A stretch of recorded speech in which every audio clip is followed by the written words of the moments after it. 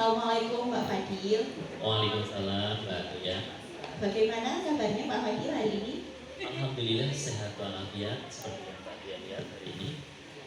Alhamdulillah teman-teman juga sehat ya Mbak Fadil. Dan hari ini kami mohon izin saya beserta teman-teman ada Bu Nur Sasi Ekawati dan juga Bu Ani Puji Lestari ingin mewawancarai Mbak Fadil mengenai pengambilan keputusan berbasis dilema etika dan juga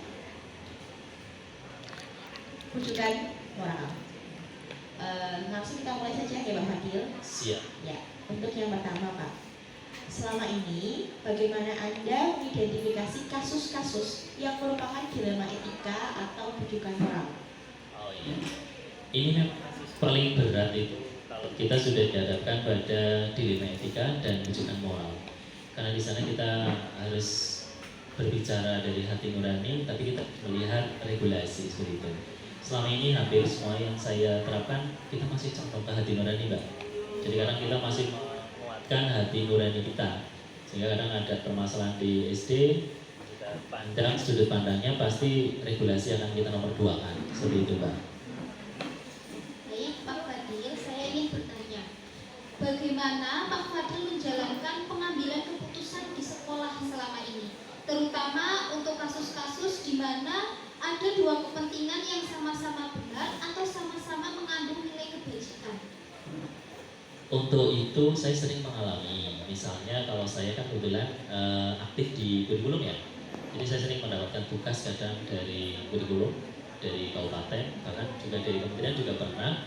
Saya di satu sisi sekolah sedang punya hajat atau pekerjaan, mau tidak mau saya harus berbagi waktu. Entah itu menyelesaikannya bersama-sama meskipun tidak efektif, tapi kadang saya harus memilih salah satu.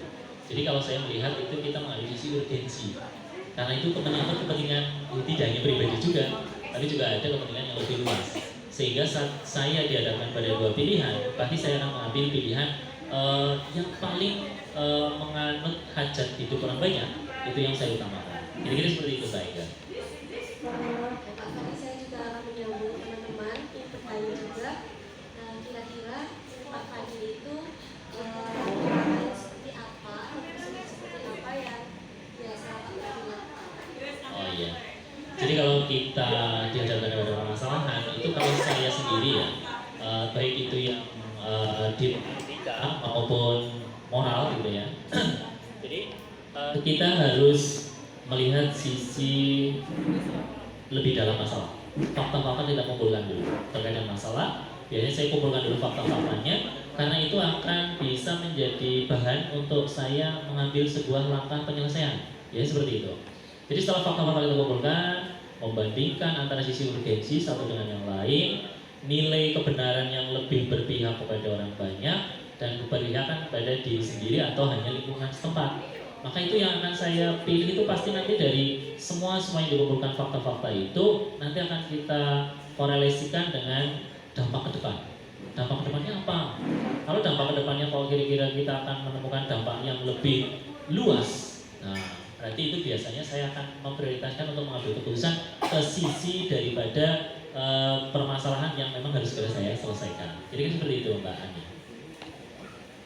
Kemudian Pak Fadil kan sejauh ini dengan pengalamannya sebagai kepala sekolah maupun aktif di berbagai kegiatan kurikulum sudah sering menemukan kasus-kasus yang menunjukkan adanya dilema etika atau peraturan nih Pak.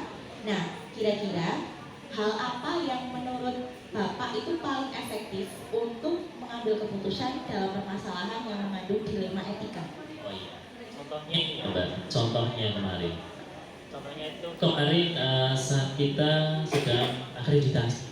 Nah, di satu sisi akreditasi itu kita harus membuka sispena, kemudian kita di sana harus mengupload dokumen. Ya, itu ternyata ada tuntutan mengupload dokumen. Tetapi di satu sisi kita melihat teman-teman sedang sibuk juga kegiatan ANBK. Jadi ada ANBK, ada akreditasi. Jadi sama-sama itu sama-sama semuanya penting. Akhirnya setelah kita melihat mengkaji bahwa urgensi dari ANBK geladi bersih itu hari itu harus selesai. Katakanlah kita hanya punya waktu hari itu karena ada rentangnya. Untuk akreditasi kita masih punya kesempatan untuk menyelesaikan antara kita pilih upload dokumen atau hanya mengisi level biasa saja.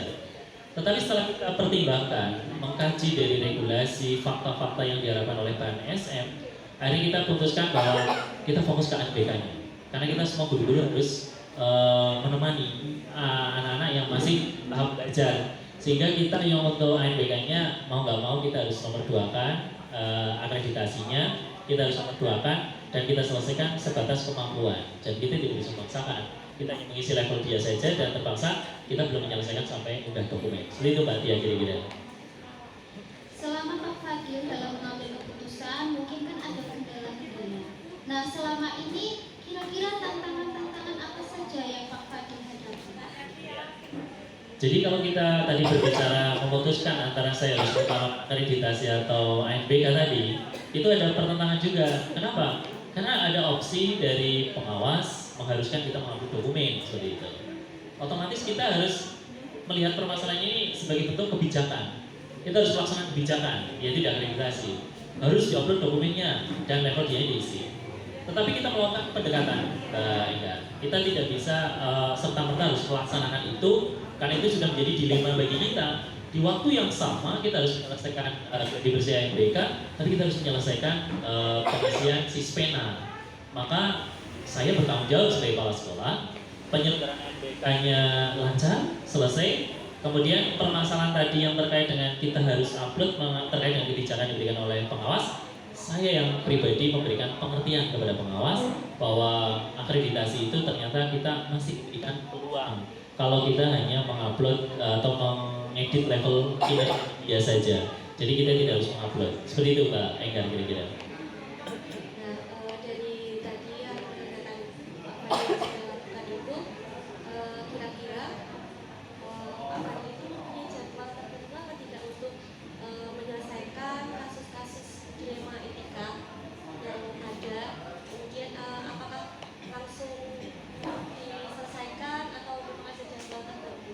Oh iya, selama ini yang namanya masalah datang itu tidak bisa terjadwal ya Pak ya. Kita kan nggak punya masalah itu datang ini setiap bulan itu masalahnya, enggak kan? Contoh akreditasi dan ANBK tadi kan datang kita nggak tahu karena semua program dari pemerintah ya, dari pemerintah, sehingga kita tidak punya jadwal.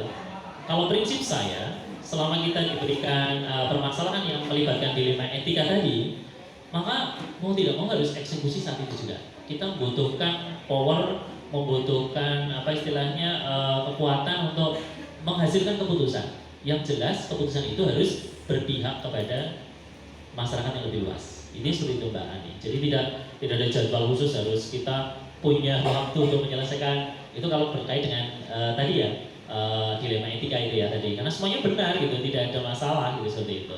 Begitu Mbak Ani. Iya Pak Fadil, menurut obrolan kita ya, sepertinya Pak Fadil sudah memiliki manajemen permasalahan yang cukup baik ya. Nah, menurut Bapak Fadil, selama ini apa sih faktor-faktor yang membantu Pak Fadil dalam menyelesaikan masalah-masalah itu dan apakah ada orang yang membantu Bapak Fadil dalam menyelesaikan permasalahan? Iya, kalau permasalahan di sekolah atau di sekolah kami, kita lebih enak dalam menyelesaikan. Kenapa? Karena kami sudah membangun sistem di dalam sekolah itu sendiri.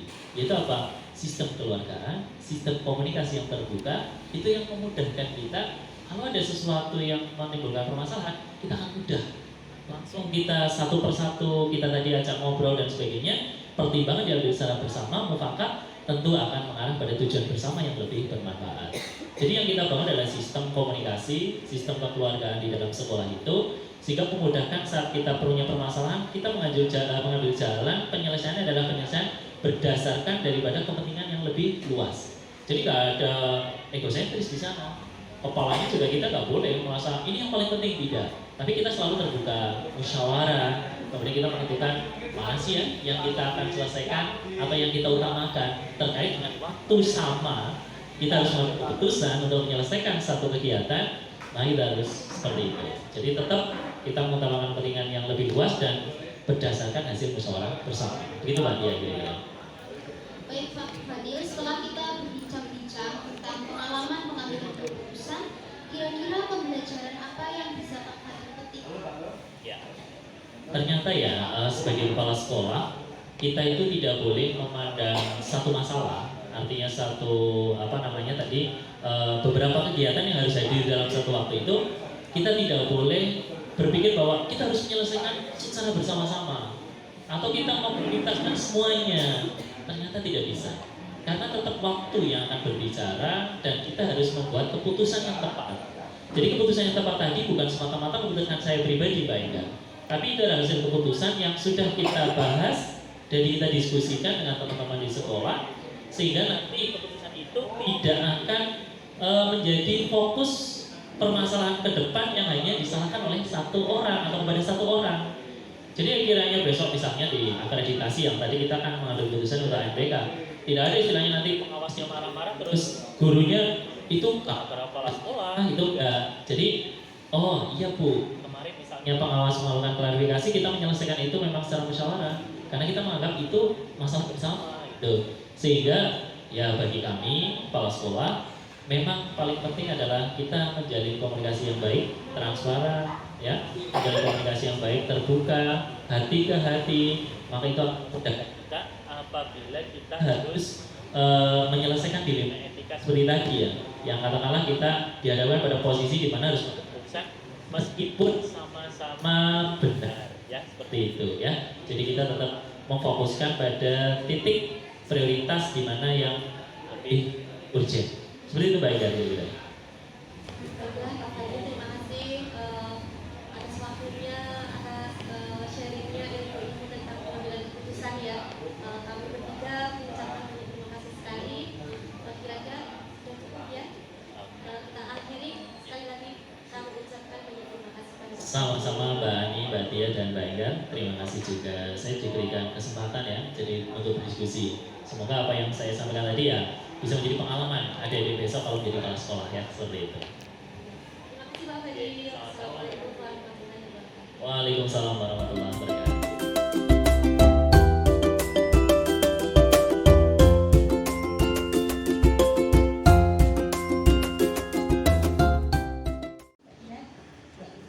Assalamualaikum Pak Budi. Waalaikumsalam. Oke, bagaimana kabarnya Pak Budi? Alhamdulillah baik. Kabarnya bagaimana? Alhamdulillah baik semua. Pak Budi, kami ingin meminta waktu Bapak untuk kami lakukan wawancara terkait tugas guru penggerak yang berkaitan dengan pengambilan keputusan berbasis dilema etika dan juga rujukan moral.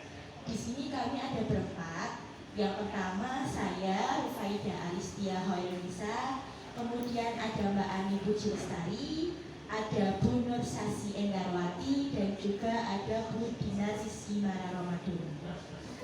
Mohon izin ya Pak. Ya, silakan Mbak, sebesar saya ya.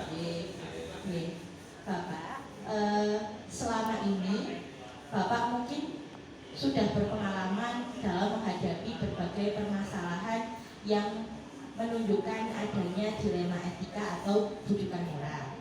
Nah, selama ini bagaimana Bapak dapat mengidentifikasi kasus-kasus yang merupakan dilema etika atau rujukan moral? Beberapa hal yang pernah saya alami kaitannya dengan kasus tersebut, ya kadang-kadang itu kebingungan kita untuk melaksanakan beberapa hal yang harus kita laksanakan dalam momen dan waktu yang sama, tapi kita harus bisa mengambil keputusan. Padahal hal tersebut sebenarnya baik semua, semuanya harus kita lakukan semua. Nah, ini membutuhkan kecepatan berpikir dan kecepatan memutuskan apa yang akan kita lakukan. Itu Mbak. Baik Pak Budi, selama ini bagaimana Bapak menjalankan pengambilan keputusan, terutama untuk kasus-kasus di mana ada dua kepentingan yang sama-sama benar atau sama-sama mengandung nilai kebajikan? Yang saya lakukan selama ini, saya akan berpikir tentang urgensi dari kepentingan.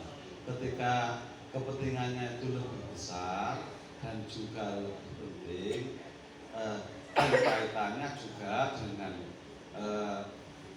karena kita bekerja di instansi pemerintah, kadang-kadang kita harus mementingkan yang lebih penting dan siapa yang berkepentingan tersebut seperti itu.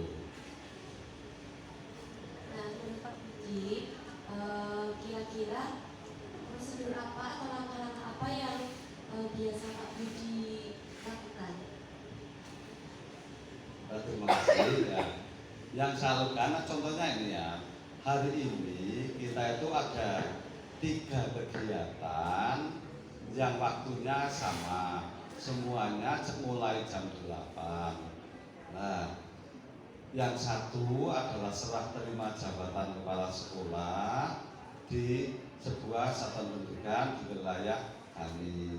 Yang kedua, undangan Dinas Pendidikan Kabupaten Negara kaitannya dengan edit soal. Dan yang ketiga, kita hari ini ada undangan untuk mendampingi satuan pendidikan melakukan visitasi akreditasi. Nah, untuk itu langkah yang saya lakukan adalah saya berkoordinasi. Pertama, saya berkoordinasi dengan semua pihak tadi yang mengundang saya. Kemudian saya putuskan yang terpenting dan terurgent. Maka langkah saya yang pertama tadi saya menghadiri sertijab yang dilakukan di sekolah, karena itu nanti juga akan mempengaruhi keabsahan satuan pendidikan tersebut kaitannya dengan kepala sekolah. Kemudian baru saya menghadiri ke undangan dari kabupaten, walaupun undangan ini yang mengundang adalah PLT kepala dinas, tapi jangka waktunya itu 1 hari, sehingga tadi saya sudah awali dengan izin dengan koordinator. Saya datang agak terlambat karena harus menghadiri kepentingan yang tidak bisa kami wakilkan. Alhamdulillah sampai di sini, misalnya saya pagi pun kan tidak bekerja karena saya tahu benar bahwa urutan-urutan pekerjaan yang ada di edit soal itu nanti diawali dengan penyusun soal lalu ke kali. Nah, tugas yang ketiga, undangan yang ketiga itu kita serahkan kepada teman-teman yang ada di kecamatan, yaitu kita meminta kepada beberapa pengawas dan pemilik untuk menghadirinya. Itu hanya mendampingi. Begitu. Baik Pak Budi. Selanjutnya, berdasarkan pengalaman Pak Budi, hal-hal apa yang selama ini Bapak anggap efektif dalam pengambilan keputusan pada kasus-kasus dilema etika? Atau ada 2 aturan yang sama-sama penting seperti itu?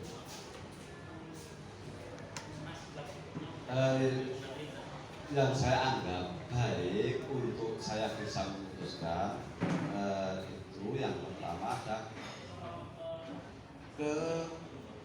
urgensitas daripada kegiatan atau kepentingan dari sebuah kegiatan itu segera atau bisa ditunda. Dan yang kedua yang saya menjadi pertimbangan adalah seberapa jauh implikasi atau pengaruh yang akan terjadi ketika kita memutuskan untuk bisa memilih salah satu atau salah 3 dari yang harus kita dahulukan. Begitu. Baik Pak Budi, mungkin selama Pak Budi mengambil keputusan ada kendala-kendala atau tantangan-tantangan yang dihadapi.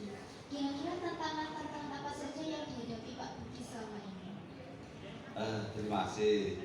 Nah, yang saya lakukan dan saya hadapi hambatannya adalah yang utama ketika saya memutuskan untuk misalnya seperti tadi ya ada 3 anak itu undangan, maka akan pertama misalnya saya harus ke sekolah untuk sertijab.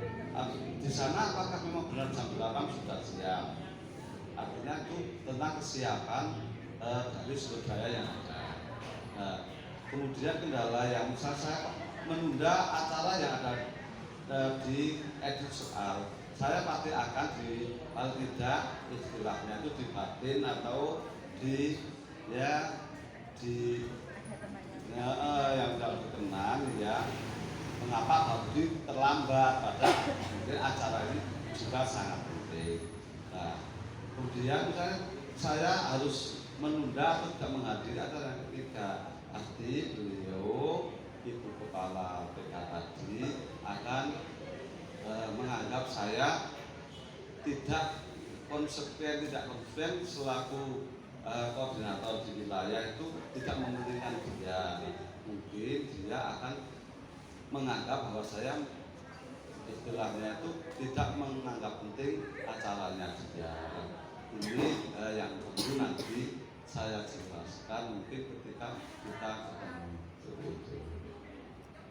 Baik Pak Puji, selanjutnya saya akan bertanya, kira-kira prosedur apa yang Pak Puji jalankan?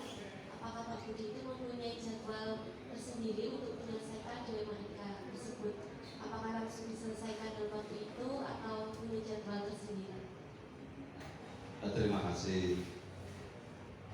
Ya, untuk menyelesaikan dilema yang saya alami hari ini, tentunya sudah kita pikirkan karena kebetulan undangan itu kemarin sore, maka kemarin sore juga kita putuskan bahwa langkah-langkah yang saya ambil itu harus apa dulu, setelah itu apa.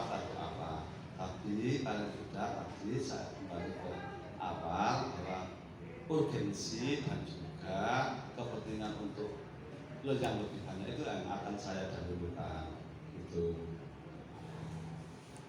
Baik Pak Budi, berdasarkan pengalaman Pak Budi, ada tidak faktor-faktor pendukung atau mungkin orang yang selama ini membantu dalam Pak Budi menyelesaikan berbagai permasalahan? Terima kasih. Yang saya alami selama ini, ya, paling pokok dari pendukung yang saya miliki adalah teman, ya, teman paling tidak teman sejawat yang kita miliki. Ya, ada teman pengawal, teman pemilik, kemudian mungkin teman kantor lah gitu.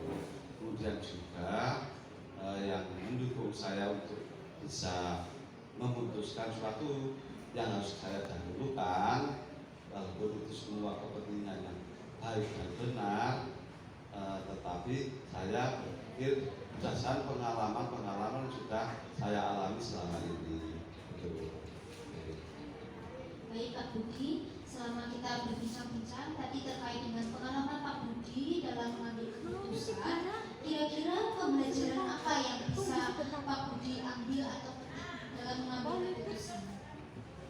Terima kasih. Ya, saya bisa mengambil hikmah dari kegiatan yang saya alami itu, permasalahan yang saya alami, bahwa seseorang itu harus mampu memutuskan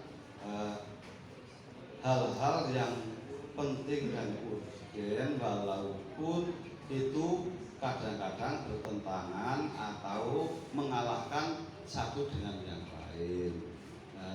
Itu memang akan kita miliki kemampuan itu ketika istilahnya kita memiliki pengalaman atau jam terbang. Terima kasih. Jadi Pak Budi, terima kasih atas waktunya. Pak Budi sudah memberikan banyak ilmunya, banyak sharingnya. Pasti suatu saat itu akan bermanfaat buat kita semua. Sekali lagi kita berempat mengucapkan banyak terima kasih kepada Pak Budi atas waktu dan ilmunya. Kami akhiri, assalamualaikum warahmatullahi wabarakatuh. Waalaikumsalam. Sama-sama. Terima kasih Pak Budi.